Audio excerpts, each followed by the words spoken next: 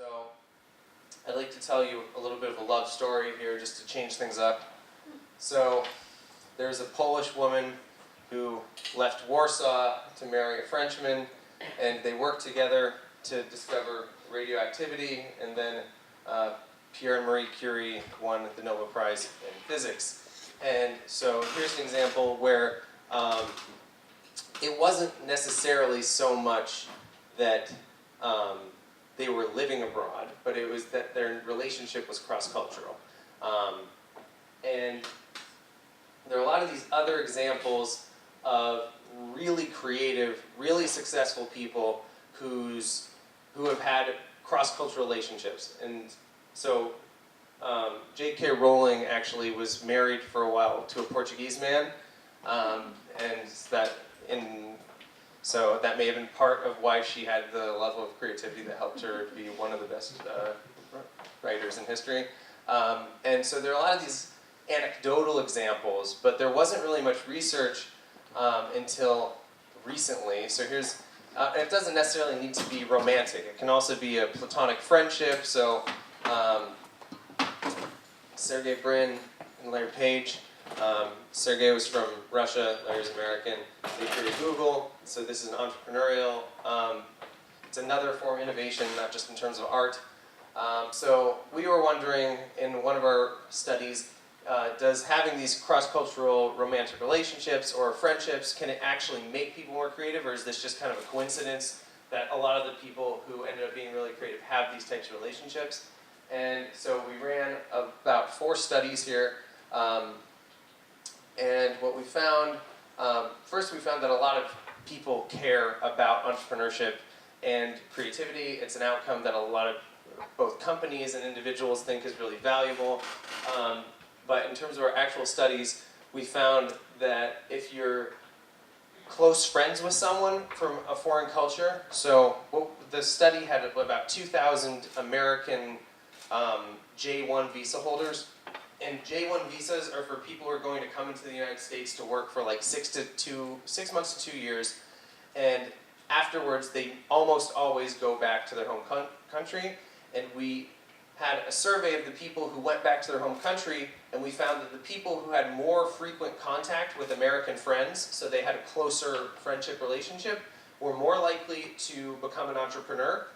And they were also more likely to make suggestions that become a new policy in their workplace. So we're calling this a workplace innovation. We also found in 3 other studies that people who have a cross-cultural romantic relationship, it can increase their creativity in terms of these laboratory tasks where they're brainstorming or trying to find a solution. But what we found, the reason we found that this happened is that people learn the culture. And so it wasn't just general learning. We also controlled for that. We asked people, we looked at their essays in one of the studies, and some of them said, okay, I learned to be a better person, which is general learning, but others would say, I learned about Indian culture, and that would be a cultural learning example. And what we found was that the people who had more cultural learning had bigger increases, and this explained the increases in their creativity. And one of the studies we ran at INSEAD, where they have a 10-month MBA program, and we asked people at the beginning to fill out these creativity tasks at the beginning of the 10 months, and then at the end of the 10 months, they filled out the creativity tasks again, and we asked them, did you date anyone from another culture during the time you were in this MBA program? And the people who did date someone from another culture had a bigger increase in their creativity over the course of the 10 months. So we're pretty convinced, but we also think this is an interesting topic. So do you guys have any questions? Yes.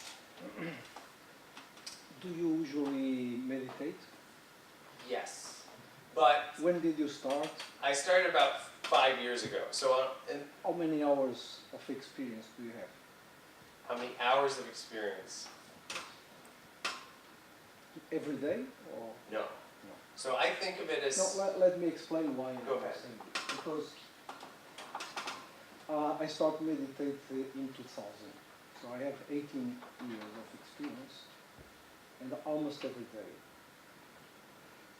And most of the research you do, I find you have some assumptions and beliefs on what is meditation and mindfulness.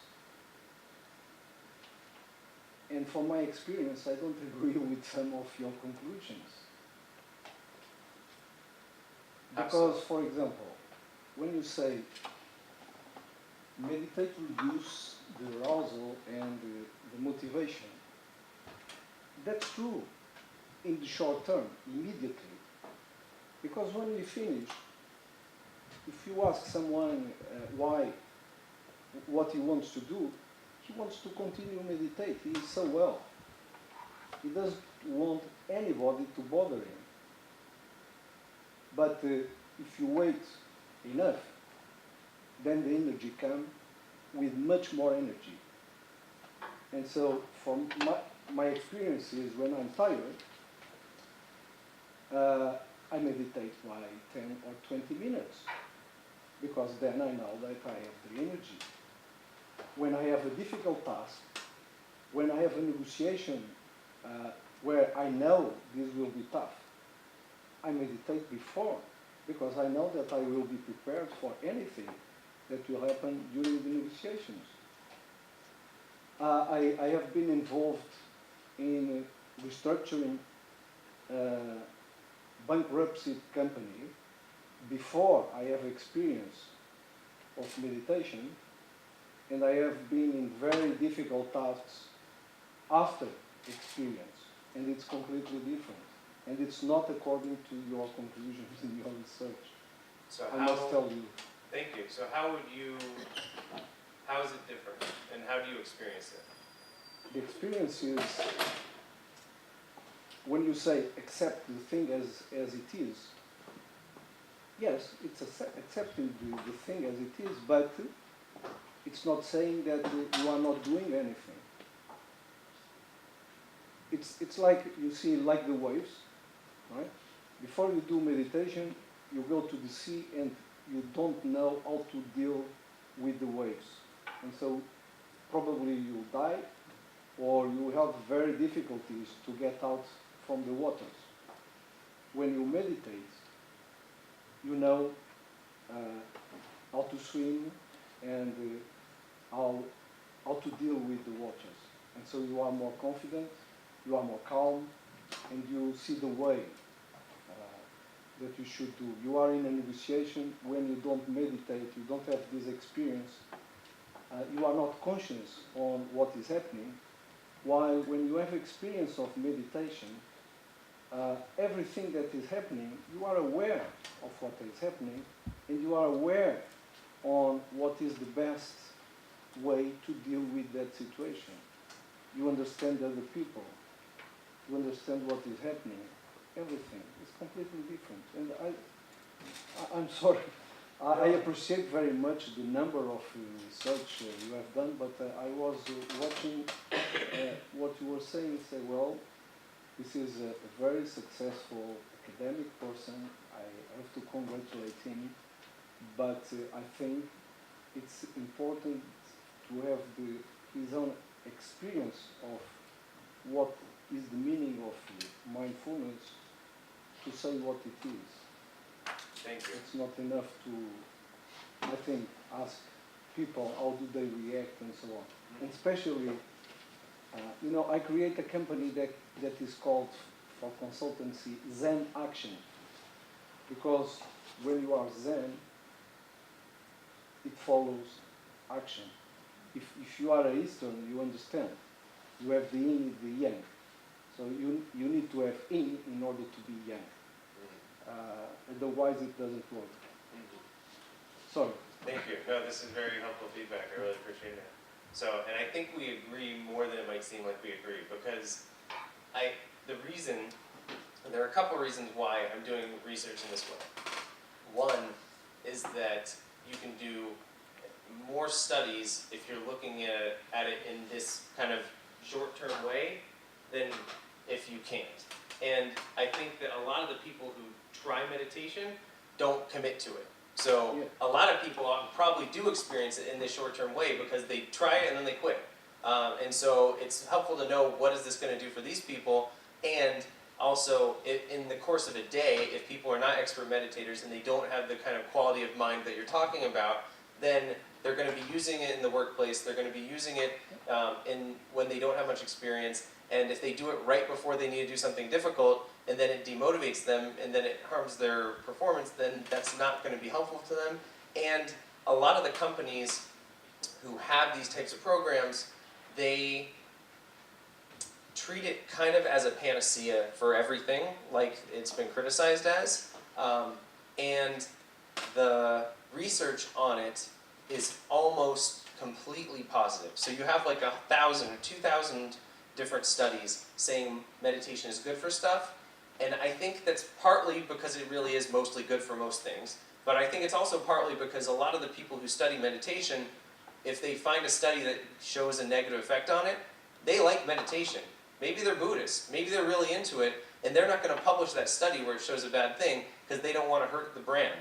And I'm trying to understand what it is partly because I want to know, but also partly because I think in order for people to take it seriously and understand this is a specific concept, not just this kind of vague solution to everything, then I think we need to be honest about situations, even if they're unusual situations, about when it can be bad for people's performance or bad for certain outcomes. However, I agree with you that trait mindfulness and becoming an expert meditator helps people be more motivated, partly because it helps them find themselves and what their values are and connect what they do in the world with their values. And that's kind of why we're doing the other project with eudaimonic well-being, is because people feel like they are more motivated towards and connecting their life towards these self-concordant goals.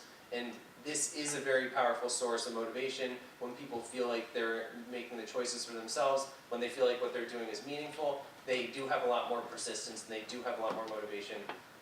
It's just not on this short-term emotional or like affective arousal level. It's more on a cerebral, spiritual level almost. But it's also hard because if you're an organization, you're not allowed to have a religious program for your employees. So you have to kind of make it, or at least if you do, it's a little bit risky.